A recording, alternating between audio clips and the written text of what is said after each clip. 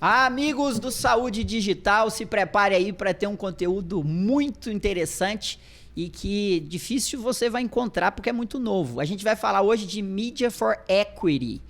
Vou traduzir aqui. Equity são ações de uma empresa, pedaços de uma empresa. Como você vai se tornar acionista de uma empresa, você tem equity.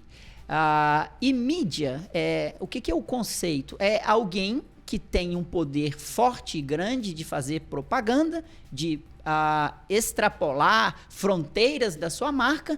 Então, ao invés de você pagar para essa pessoa fazer propaganda, você paga com equity, com pedacinhos ou parte percentual da sua empresa. E estamos com um especialista aqui, Felipe Attab. Cara, prazer. Prazer, cara. Obrigado pelo convite. Muito feliz de te receber. Eu fui seu aluno lá no G4, você é mentor do G4 no curso de Growth e Marketing.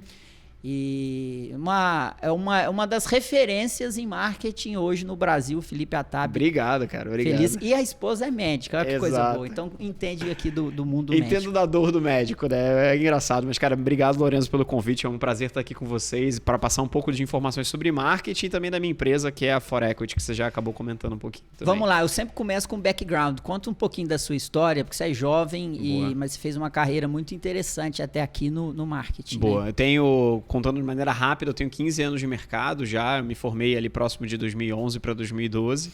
Eu tive uma história muito grande na Ambev, né, que é uma grande empresa de bebidas aqui do Brasil. Fiquei 10 anos na Ambev, acabei crescendo muito rápido, fui trainee lá dentro, enfim. Virei meu último cargo foi diretor de marketing da Ambev. Eu brinco que é um privilégio, né? Trabalhar com bebida alcoólica e ainda ter um orçamento milionário para fazer coisas legais.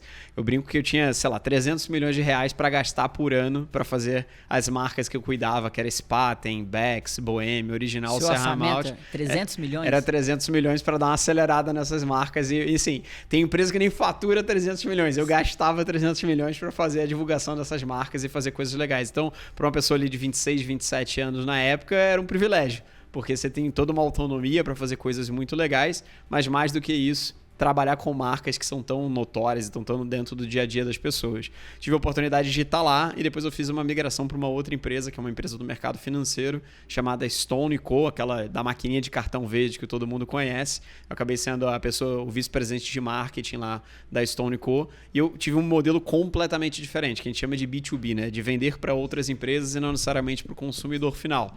É um outro tipo de marketing completamente diferente. Fiquei mais ou menos 1 ano e meio lá. E nos últimos 4 anos, basicamente, eu estou empreendendo. Hoje eu tenho 2 grandes negócios. Um, que é um fundo de investimento For Equity, que a gente investe em empresas e pega participação acionária dentro das empresas em troca de mídia. A gente está próximo ali de 21 empresas já investidas. 150 milhões mais ou menos em mídia já investido nessas empresas e ajudando elas do ponto de vista de crescimento. Tinha investidor do Quinto Andar, da Asus, da Shopper, da Daqui, sempre startups, do mundo das startups, pós-série A, que é um estágio de maturidade super legal ali para investimento. Não é comum para o mundo médico startup, mas, enfim, ali é um estágio de maturidade um pouco mais desenvolvido, não são startups tão pequenas, são mais maduras num ponto de vista geral. Eu tenho uma consultoria estratégica de marketing chamada Lever, que a gente ajuda na reestruturação de marketing de startups e de empresas grandes. A gente já fez reestruturação no marketing do Santander, do Reclame Aqui, da Monte Bravo, que é uma corretora muito grande aqui no Brasil, que é afiliada da XP também, e entre outros 20 e poucos negócios que a gente te ajudou no ponto de vista de crescimento. Maravilha. Só para a gente vai falar do seu segundo, do que você começou falando primeiro. Que é o da For Equity, exato. For Equity. Agora, eu quero... qual que é o seu ICP nessa consultoria? Ideal Customer Profile, né? O seu cliente ideal na sua consultoria. Boa. A gente, quando você pega todos os segmentos da economia, das empresas que vendem para empresas, a gente tem 23 milhões de CNPJs no Brasil. 8, 10 milhões ali arredondados são MEIs, né? Empresas muito pequenininhas, então não estão dentro do nosso ICP. E aí você tem pequenas e médias empresas, que dão mais ou menos 8 milhões de pequenas e médias empresas no Brasil. Uma pequena e média fatura ali no máximo até uns 50 milhões, vamos colocar assim ano.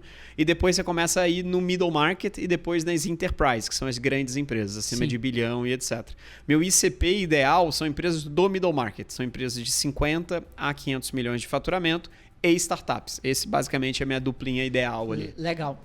E aí, você falou a Connect. A Connect é uma das investidas. É uma das investidas, né? exatamente. A Connect do nosso amigo Rafael em comum. Rafael. Exato. Mas vamos lá. Eu vou mostrar aqui, eu vou falar com as minhas palavras aqui para a nossa audiência e você depois acrescenta. Pode, por favor. Vou dar um exemplo aqui. Geralmente as empresas que interessam por Media for Equity são as empresas do B2C. São as empresas que vendem para o consumidor final. Por exemplo, iFood... por exemplo, Quinto Andar, que você tem que falar com o consumidor final. Então, eu preciso fazer propaganda para chegar no consumidor final. Eu preciso atingir, vamos pegar o exemplo do Quinto Andar, eu preciso atingir todas as pessoas que querem comprar um imóvel, alugar um imóvel nas praças de São Paulo, Campinas e por aí vai. Eu tenho uma maneira muito eficiente e que a maior parte das pessoas usam, que é um tráfego pago. Eu vou lá, pego o meu dinheiro, coloco R$50, a cada R$50 eu tenho um lead, e aí eu calculo o meu custo de aquisição, porque eu estou fazendo tráfego pago. Essa é uma maneira. Mas eu tenho outra maneira. Eu posso chegar pro Neymar e falar assim, Neymar, você voltou agora pro Brasil... e provavelmente você vai precisar de um apartamento aí para você comprar ou para alugar. Então, que tal você ir para suas redes sociais e falar que você alugou pelo Quinto Andar e que agora você é um embaixador do Quinto Andar?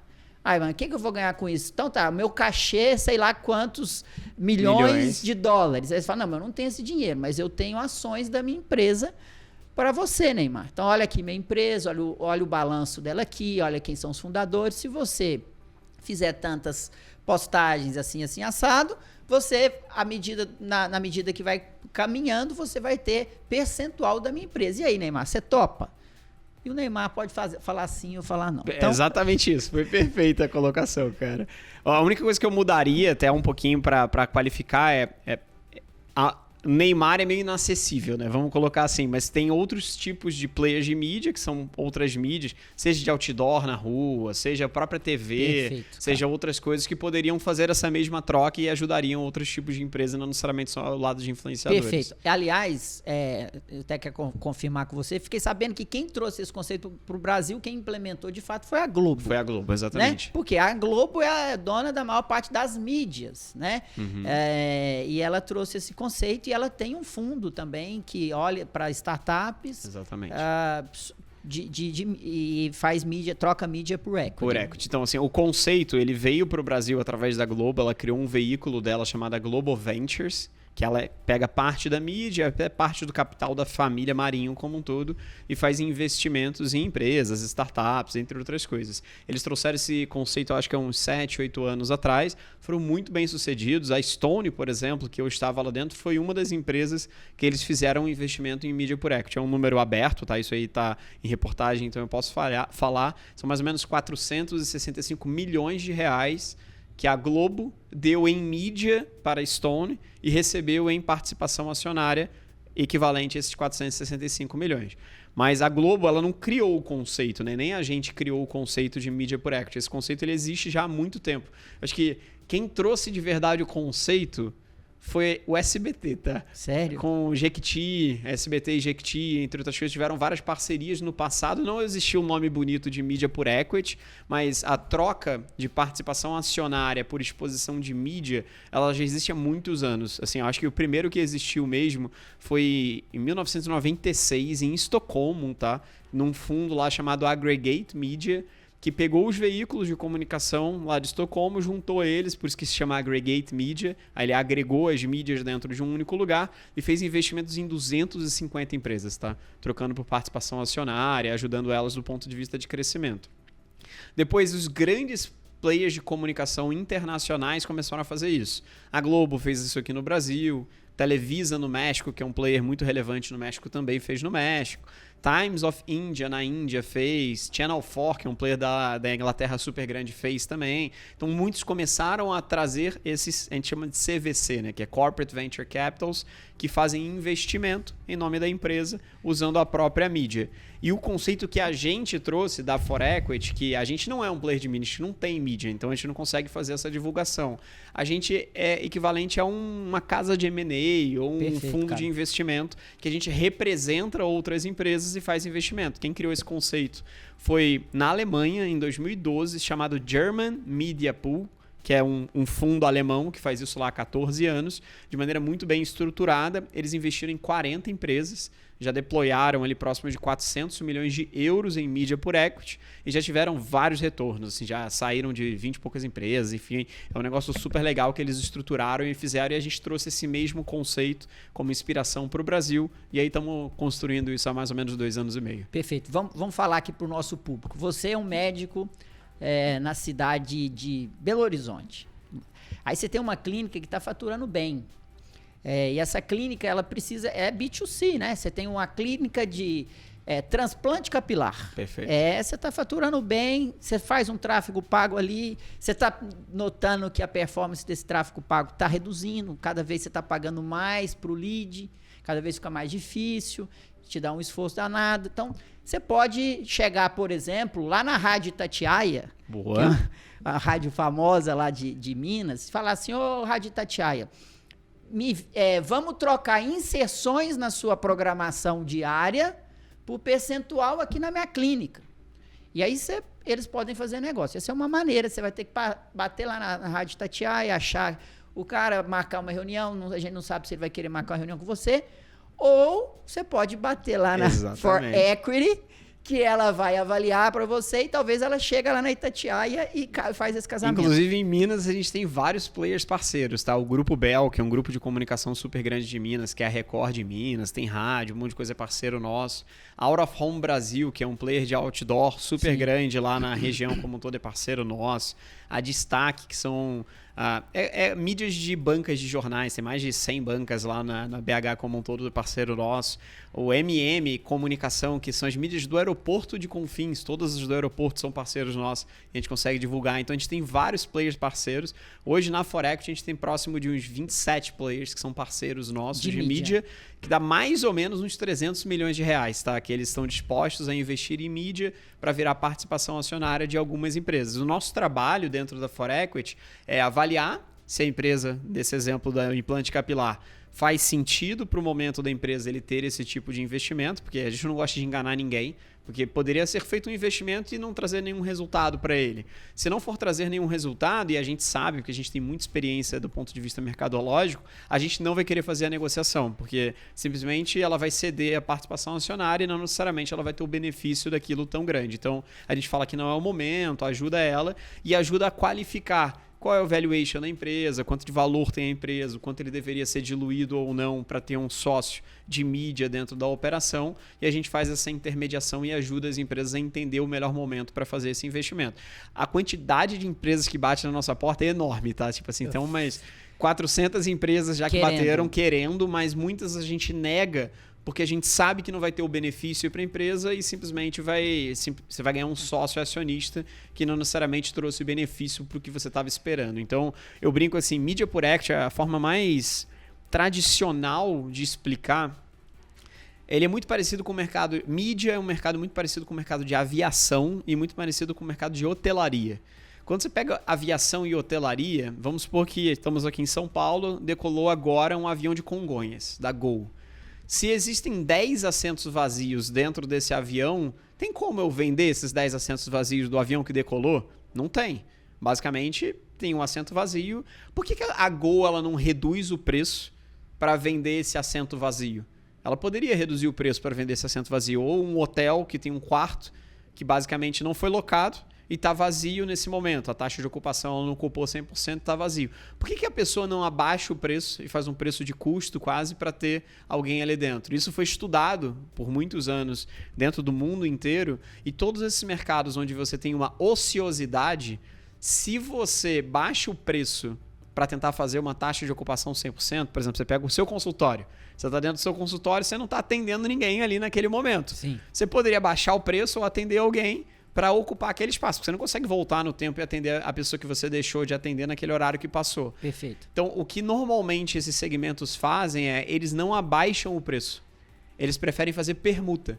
Porque se eles abaixam o preço, alguém vai saber que o preço naquele horário foi muito mais barato do que o outro pagou e diminui o valor do teu assento da Gol, que tem alguém sentado, ou diminui o valor do hotel que foi alugado e tem alguém hospedado, ou diminui o preço da tua consulta aqui naquele momento. Então, ao invés de baixar o preço para ter a ocupação 100%, todas essas categorias elas permutam, elas fazem troca e falam assim, olha, deixa eu te dar esse serviço e você me dá outro serviço em troca, me dá outra coisa. Normalmente as pessoas permutam um serviço por serviço.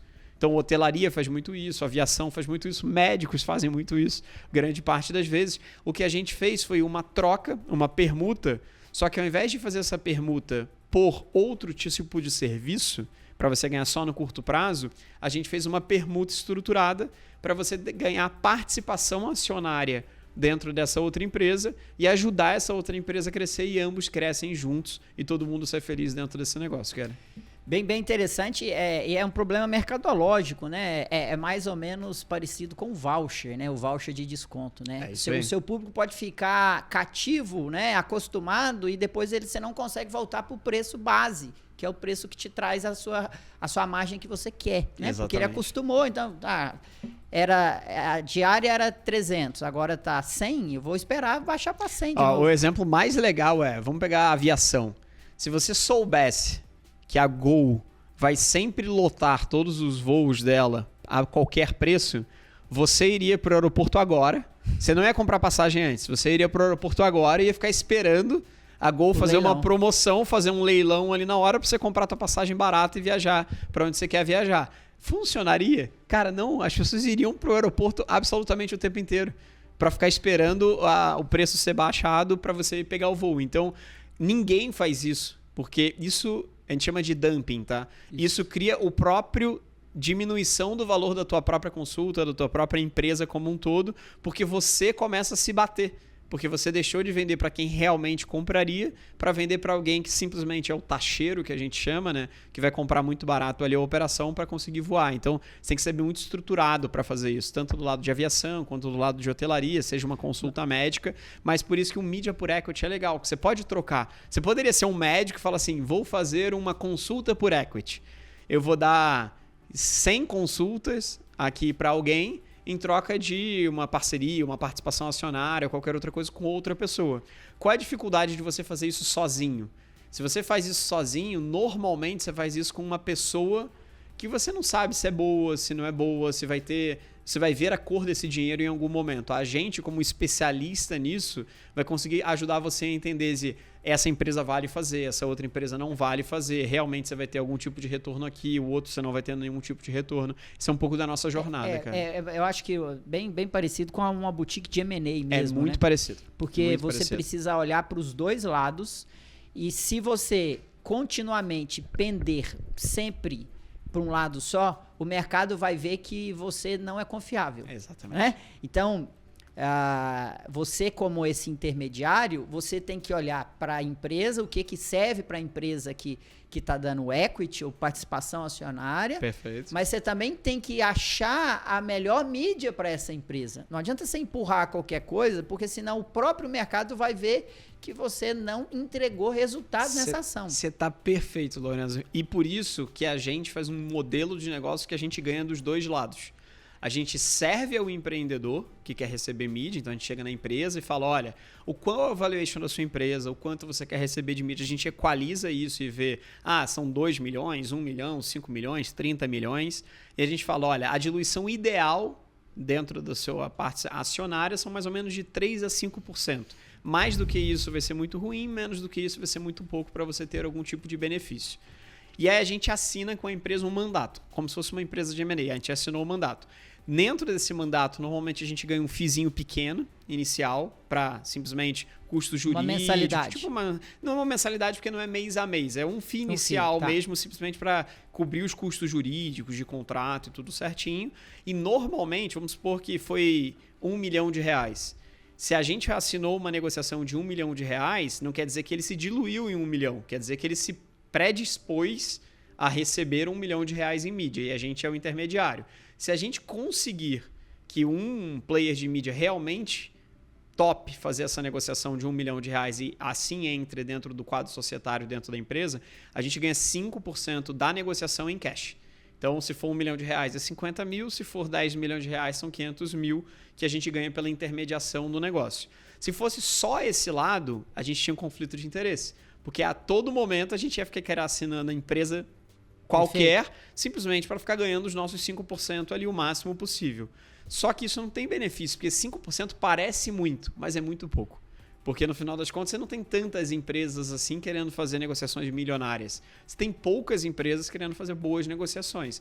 Então a gente ganha 5% de um lado e do player de mídia que está entrando e pegando essa participação de R$1 milhão dentro da empresa, para a gente alinhar o interesse com ele que aquela empresa é boa, a gente ganha 20% do crescimento daquela ação. Então, vamos supor que ele entrou A startup, por exemplo? Então, aqui de um lado tem um player de mídia, do outro lado tem a startup e a gente está no meio como a ForEquity. A gente assinou a negociação com a startup que quer receber um investimento de mídia por equity. Beleza. Ela assinou, a gente está tudo assinado, ela não se diluiu ainda. Do outro lado tem um player de mídia, vamos supor lá em BH, que você quer fazer um anúncio no aeroporto de BH. Eu vou entrar em contato com a falar, André, você quer fazer, é uma startup legal, de Minas, super incrível, que ele quer ceder para você R$1 milhão em participação acionária por essa exposição no aeroporto. A startup é legal, ForEquity? Olha, ela é legal, o valuation tá legal, tem algum tipo de benefício ali dentro, vamos fazer. Aí ele topa fazer, ele presta o serviço, entrega a mídia no valor de R$1 milhão, depois da entrega da mídia ele vira sócio da startup na proporção desse R$1 milhão. A gente, ForEquity, ganha os 5% desse R$1 milhão, que é R$50 mil.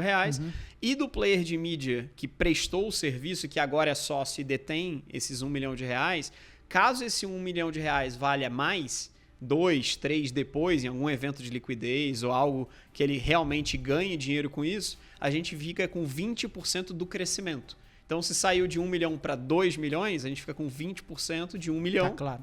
Ganha 200 mil e devolve 1 milhão e 800 para eles. Então, lá o André investe na startup de transplante capilar que está pondo placa lá no aeroporto. É isso aí. Se essa startup depois vai ter um exit, ela vai ser comprada por uma empresa americana que está chegando no Brasil. Perfeito. E ela valia ali 50 milhões, agora ela está valendo 100 milhões. Perfeito, dobrou. Então, o 1 milhão que ele cedeu tá valendo 2. Exatamente. Você fica com 200 mil. Eu fico com 200 mil, que é 20% do crescimento, e o restante a gente devolve para ele. Então, a gente consegue alinhar o interesse dos dois lados. Todo mundo sai ganhando nesse negócio. É fair, porque para startup a gente quer trazer players de mídia legal, para realmente ser benéfico para ela, e para o player de mídia a gente quer trazer startups legais, porque senão a gente não vai ver a cor do nosso dinheiro. Porque igual você disse, né, 5% é um volume em quantidade baixo, então você tem que selecionar boas startups para ela fazer essa jornada de valorização. A gente chama de curva J, né? Ela realmente cresce, porque nesse exemplo a gente ganhou de um lado 50 mil reais. Cara, não cobre nem os custos de advogado, tá? De diligência na empresa, para saber se é uma empresa boa ou não. Então, ela simplesmente é para cobrir custo, esse 5% que a gente cobre. O benefício tá se a startup realmente crescer. Porque se ela sair de 1 para 2, ela pode sair de 1 para 20. Se realmente crescer 20 vezes, a gente ganha 20% desse crescimento. E o legal para a empresa que vai ceder a mídia é que você vai ganhar no crescimento, né? Você vai ganhar 20% e ela vai ficar com 80% do crescimento. Então, assim, o player de mídia ganha tudo, né? Porque ele já vira sócio depois, porque ele está prestando um serviço, ele está trocando por serviço ali por participação acionária. Então, ele vai ganhar de qualquer forma, o player de mídia ganha de qualquer forma. Mas no nosso caso, a gente quer que a empresa cresça. Porque quanto mais a empresa crescer, mais aquele ação, o equity que o player de mídia tem se valorizar, a gente ganha também nessa valorização. Então a gente está o tempo inteiro vendo formas da empresa crescer para esse equity valorizar e para a gente conseguir ganhar o máximo possível. Muito bom, cara. Agora vamos destrinchar mais. A mesma pergunta lá do ICP. Boa. Eu queria que você falasse um pouco assim, qual que é o tipo, né?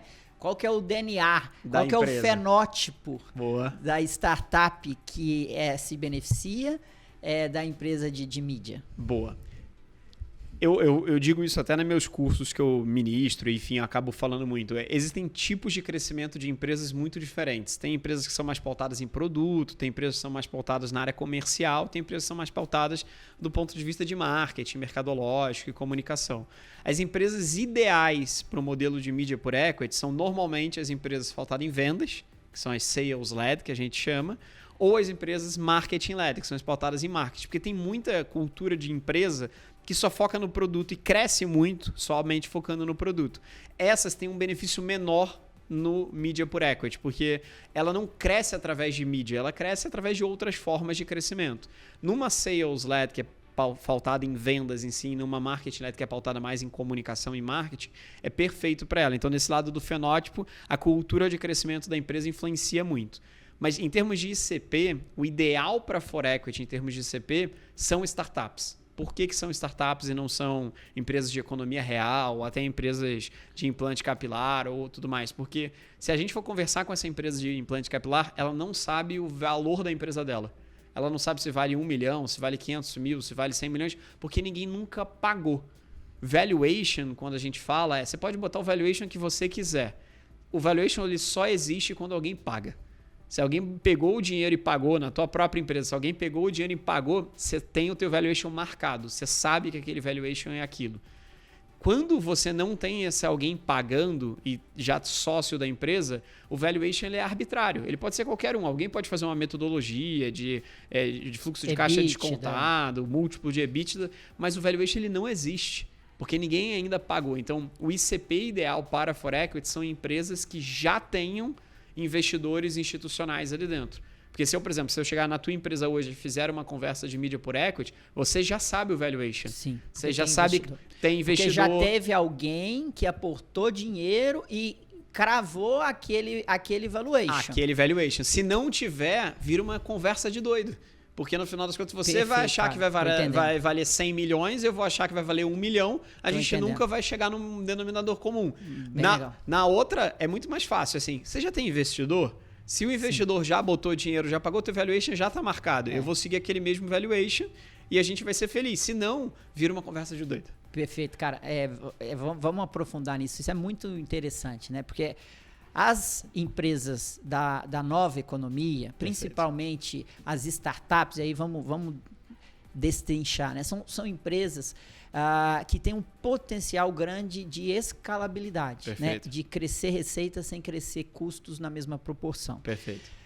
Estas empresas, muitas delas crescem com dinheiro do mercado, investidores, que ao entrar e comprar participação nessa empresa, eles selam um valuation. Perfeito. Quando se eu dei 10 milhões de reais por 10% da sua empresa vale 100 milhões. A sua empresa vale 100 milhões. É isso. Então já está cravado isso aqui. Aí você pode chegar lá na Globo, lá na...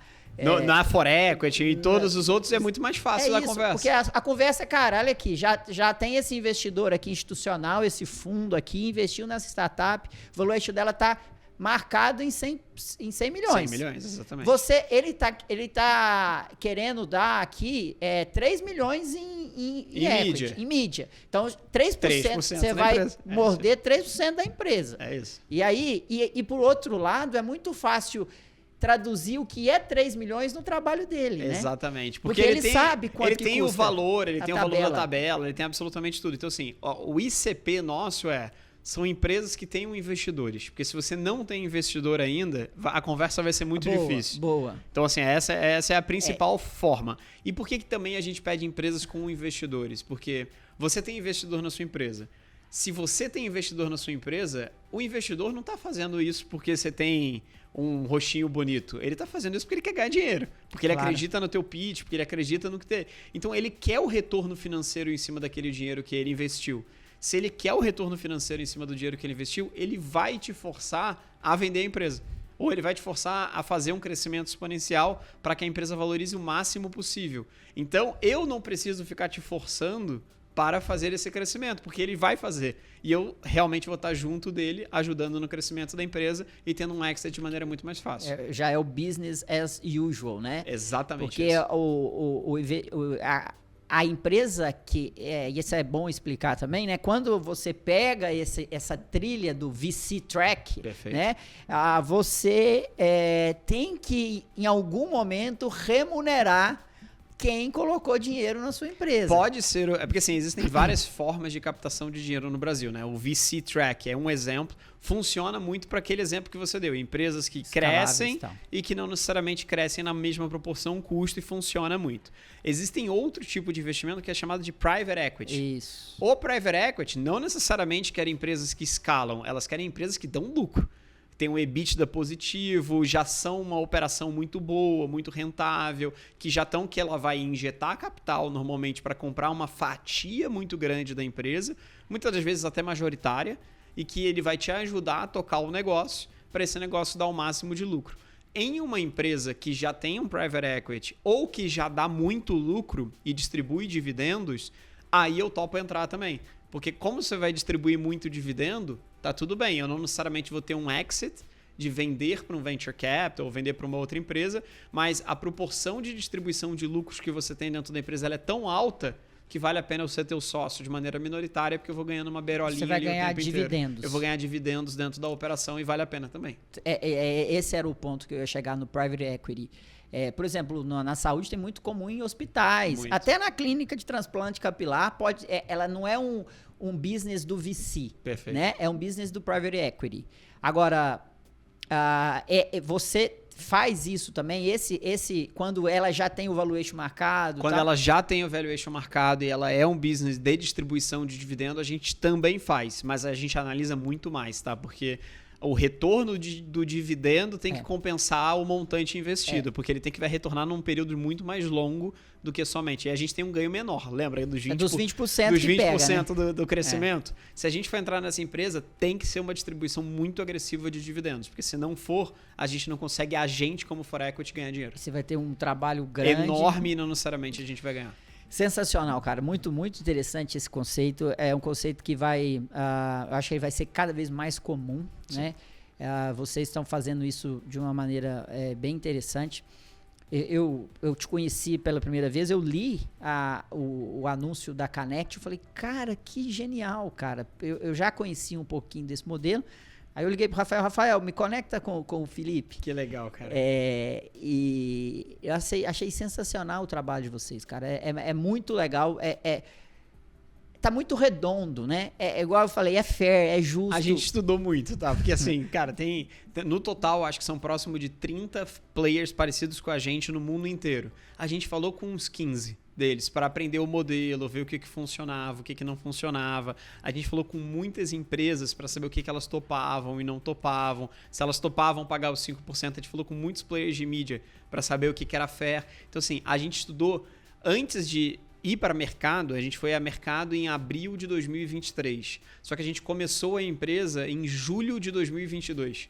Estudando o mercado, falando com os players, aprendendo o modelo. Então, assim, quando a gente pega de julho de 22 até agora, fevereiro de 2023, de 25, já tem uma trilha grande aqui. Eu brinco que empreendedor também ele é ferrenho ali, porque se fosse outro, provavelmente já teria desistido, porque é só problema. Assim, você sabe, você empreende também. Tem muito mais problema do que coisa boa, mas tem coisas muito boas do modelo. A gente acredita no futuro.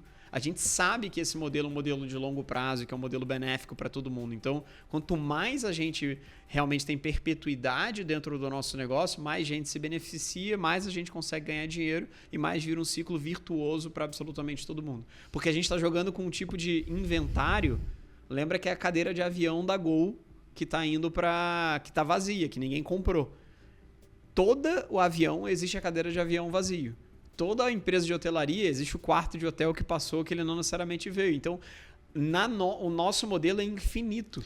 Você fala do inventário pro lado da empresa de mídia. Pro lado da empresa de mídia. Perfeito. Então, assim, o supply, né, o quanto que tá vindo com possibilidade de troca de participação acionária por mídia é infinito. Porque sempre vão ter empresas que topam fazer isso, sempre vão existir inventários que não necessariamente foram utilizados que podem fazer essa troca, e sempre vão existir empresas que querem se beneficiar desse modelo e que topam fazer. Mas é um jogo de longo prazo. Todo mundo tem que saber beneficiar disso, porque é um jogo de acionista. É diferente de ganhar dinheiro no curto prazo. Perfeito, cara. É sensacional. E o lucro mesmo, aonde que vai trazer dividendo para vocês são nos 20%. São nos 20%. Né? Exatamente. E esses 20% demoram. Muito. Na média, no Brasil, são de 7 a 10 anos. Então é um jogo de longo prazo, mas é muito saudável para o ecossistema. Né? É uma evolução do ecossistema de startups, porque você está intermediando com a startup e a empresa de mídia, usando o inventário ocioso. E isso está fazendo crescer. As empresas estão crescendo, né? As empresas estão até ela fazer essa rampagem, e nem são todas que vão fazer essa rampagem. Não são todas que vão fazer, mas tem um benefício que ele é escondido, que é eu e o meu sócio, a gente tem muita experiência de marketing. E para a gente ter muita experiência de marketing, a empresa que fez o deal com a ForEquity ganha um sócio que entende muito de marketing, que vai fazer com que ele gaste muito menos dinheiro de maneira não tão inteligente.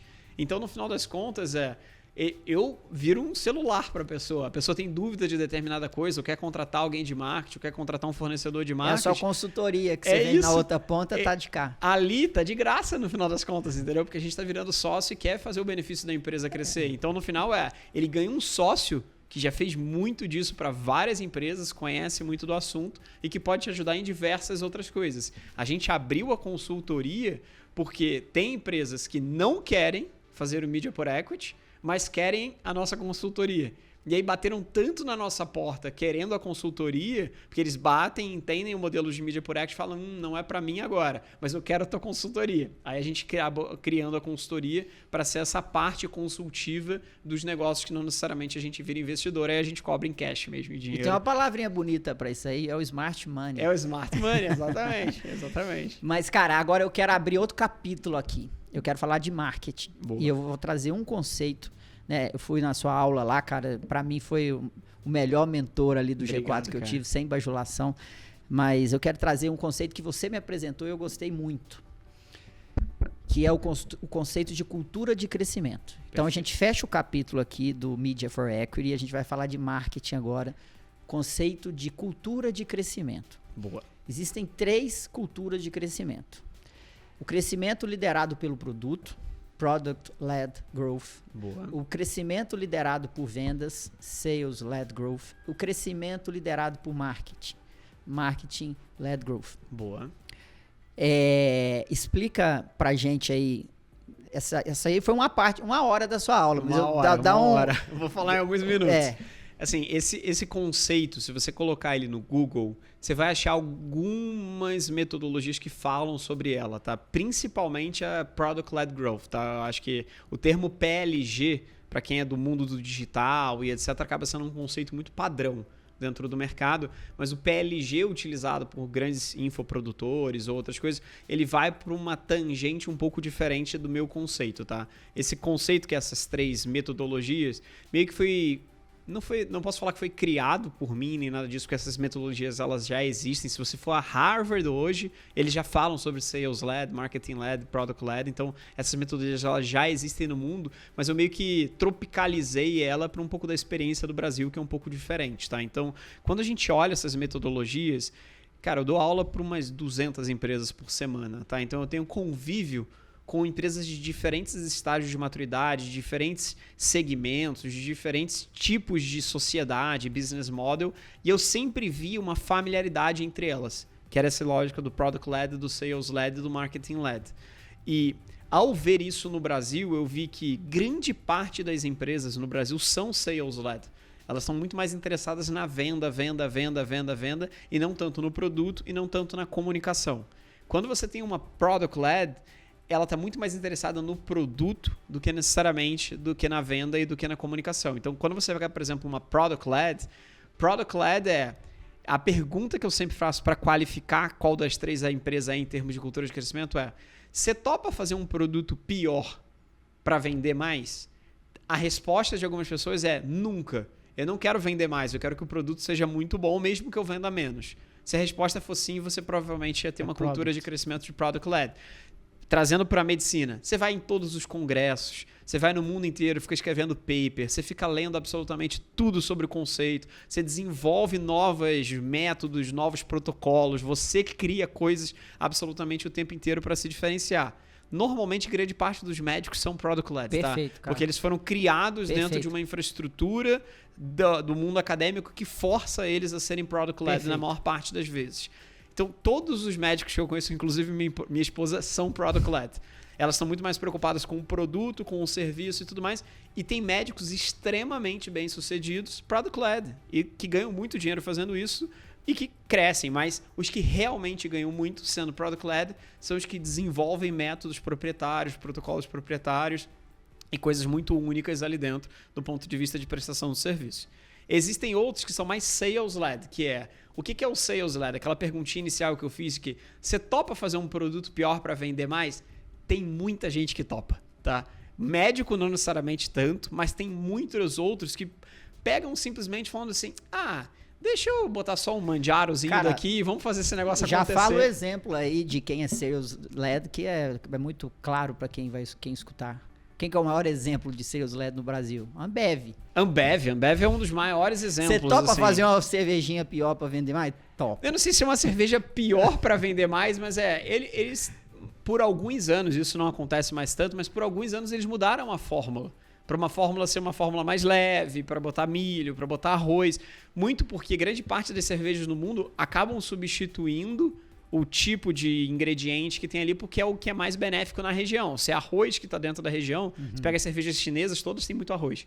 Então, porque é o tipo de condimento que tem, faz mais sentido para a região para minimizar custos em termos de produção. Então, assim, tem empresas que são sales-led, que é vendas. Eu quero mais market share, eu quero crescer. Eu não importo tanto com o produto em si, o produto não me faz crescer tanto. O produto ele é uma obrigação, ele não é o meu foco. O meu foco é canal de vendas, é vender, é estar o tempo inteiro com o vendedor na rua, cara. É trabalhar muito essa parte de vendas o tempo inteiro e normalmente o produto é um ponto secundário dentro dessa operação.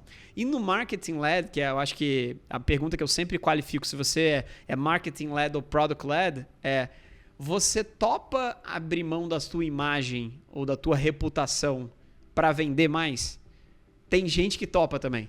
Que, sim, vai no limiar, não quer dizer que você vai fazer coisas erradas. Quer dizer que, assim, você está fazendo para vender mais. Correndo mais riscos. Você está correndo mais. Você topa correr mais risco do ponto de vista de imagem para conseguir ter um efeito de venda muito maior? Tem muita gente que vai. Se sim, você vai para o sales-led. Se não, você vai muito mais para o lado de marketing-led, que é o teu posicionamento, é o como você se diferencia. Talvez você venda até menos no curto prazo, mas no longo prazo você realmente vai ter uma diferenciação muito grande. As pessoas vão perceber essa diferenciação. A Apple é um grande exemplo. A Apple, na minha visão, era uma empresa product-led com o Steve Jobs. O cara era aficionado pelo produto, ele era o cara que, sim, ligava nos mínimos detalhes do produto. Até, infelizmente, ele falecer. Na minha visão, depois do falecimento, a cultura de crescimento da empresa está mais para o marketing-led do que necessariamente para o product-led. É só prestar atenção que a gente está vendo muito mais propaganda, publicidade da Apple do que há um tempo atrás. Então, sim. Domingo passado, ela estava no Super Bowl, no intervalo, lá no show do intervalo. Por quê? Porque está fazendo a marca. E eu acho que o exemplo mais legal do Sales-led Ambev e do Marketing-led, a Heineken. A Heineken, a Coca-Cola. A Heineken, né? Ela investiu muito tempo ali patrocinando a Champions League e tal. Você vê, ela é muito mais pujante na presença da marca, no branding, né? Perfeito. E isso traz resultado, demora, né? Mas esse é o ponto, demora. As três culturas de crescimento são incríveis, tá? Você pode ser multitrilhardário. Não tem melhor e pior, não existe melhor e pior dentro das três culturas de crescimento. Existe perfil de risco. Sales-led, você vai ser mais rápido, mas não necessariamente você vai ter tanta longevidade. Na marketing led, você vai gastar muito mais dinheiro, mas você tem que esperar muito mais tempo para colher o benefício desse gasto de dinheiro excessivo. Numa product led, você não gasta tanto dinheiro e você também não cresce tão rápido. Mas você tem que ter a visão de que você tem que estar o tempo inteiro inovando para ter produtos que fazem sentido para, no roadmap de produto, você conseguir ter um crescimento consistente no ponto de vista de longo prazo. Isso serve para empresas enormes, como o caso da Ambev, da Samsung, da Coca-Cola, da Heineken, e empresas pequenas, porque você pode ter um médico que tem o seu consultório, tem a sua clínica de implante, etc., e que ele tem uma cultura de crescimento muito específica. O que eu digo é, normalmente, porque eu dou muita aula para 200 empresas diferentes toda semana, 90% são sales-led, na média das empresas. 5% são product-led, 5% são marketing-led. Mas por ter uma esposa médica e conhecer muitos médicos, no mundo da medicina, eu acho que é 90% product-led. Tá? Mas aí vai aqui a minha impressão sobre esse ponto. Por que eu achei fantástica essa teoria? A primeira coisa é cultura. Cultura. Eu sou mineiro. Eu gosto de queijo, gosto de música sertaneja. Boa. Tem como... Se eu fosse... Posso ser surfista, né? Morando em Minas Gerais, vai me dar muito trabalho para eu ser surfista. Tem que ir para Guarapari. Tem que ir para Guarapari e tal. Vai demorar muito. Então, a cultura... você precisa entender qual cultura você está. Porque uma cultura que é product-led... Não é que ela não vende e ela não faz marketing. Exato. Porque isso é incompetência. Total. Né? Agora, cultura. Eu quero ter a cultura de product led, mas eu não vou esquecer a venda e o marketing. Isso é bem importante. Todas as culturas de crescimento têm essas 3 áreas dentro da empresa. Você vai ter uma área comercial, você vai ter uma área de produto, você vai ter uma área de marketing. O que eu brinco a tua cultura de crescimento você tem um problema dentro da sua empresa. Você pega essas 3 áreas, joga dentro de uma sala para resolver esse problema. A primeira área que você vai escutar, normalmente é a tua cultura. Perfeito. Se você quer escutar primeiro produto, você vai escutar produto. Se você quiser escutar mais sales, você vai escutar sales. Não quer dizer que você não vai fazer as outras coisas. A Apple foi product-led e investia muito em comunicação também na época do Steve Jobs. Mas o foco dela era no produto. E não necessariamente da comunicação. Exatamente. E traduzindo, né, quando a gente falou ali que você topa correr mais risco no seu produto para vender mais, né? Correr mais risco. E aí, trazendo para o mundo do médico, não é fazer um produto pior ou lesar ou fazer um mal para o paciente. Perfeito, não é isso. Né? Não é você fazer uma iatrogenia porque você é sales-led ou marketing-led. Não. Isso quer dizer que o que você entrega em termos de produto é mais ou menos o feijão com arroz. É mais ou menos o feijão com arroz da excelência técnica. Você entrega o feijão com arroz com excelência técnica. Então, mas por quê? Porque a sua cultura não é product. Exato. Porque se você for product, cara, você vai querer ir lá para os Estados Unidos, ir lá para a Europa, você não conforma com o feijão com arroz. Mas não quer dizer que o feijão com arroz é ruim, ou que o feijão com arroz está fazendo iatrogenia. Se você é marketing-led, não quer dizer que você só pensa em marketing, só pensa em propaganda e está fazendo iatrogenia. É esse pensamento que o empreendedor, o dono de negócio, e o que a gente quer sempre é capacitar médicos, donos de negócios, qual é a minha cultura? Aonde eu estou sendo ético, aonde eu estou sendo fiel às leis vigentes, Perfeito. aonde eu estou sendo fiel com a minha moral, mas tem uma cultura que predomina.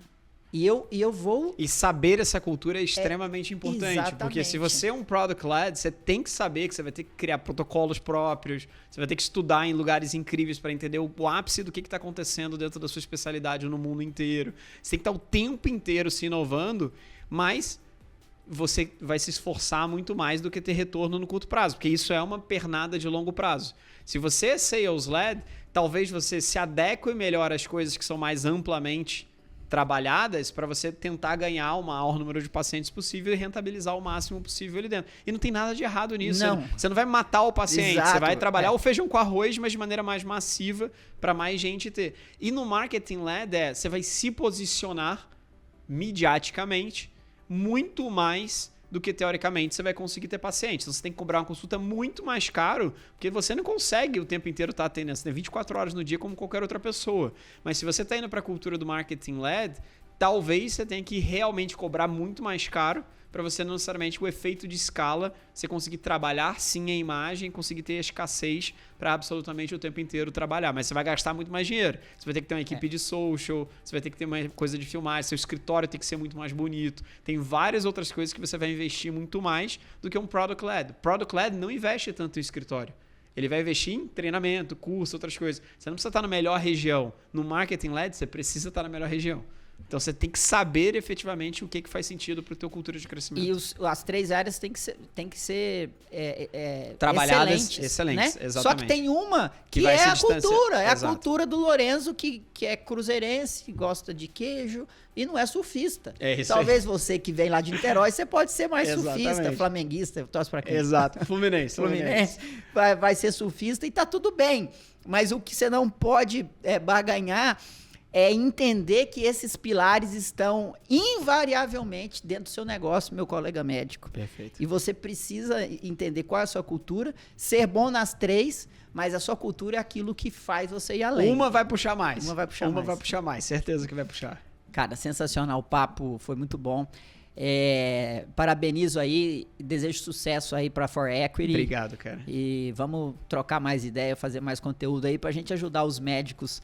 Cara, eu tenho uma paixão por medicina, de verdade. Eu falei pra minha esposa, assim, é claro que eu falo brincando, mas é que eu fiz 2 faculdades ao mesmo tempo e eu tenho uma vontade de fazer uma terceira, que é medicina, cara. O que você fez? Eu fiz administração industrial e fiz publicidade em 2 faculdades diferentes. Depois eu fiz um MBA em marketing para consolidar as 2 coisas. Mas eu tenho vontade de fazer medicina, porque até para todos os médicos que estão nos escutando, medicina é incrível, cara. Eu brinco que não importa a tua idade, não importa o teu nível econômico, não importa o local que você vive no mundo, você vai precisar de um médico quando você nascer, você vai precisar de um médico quando você morrer.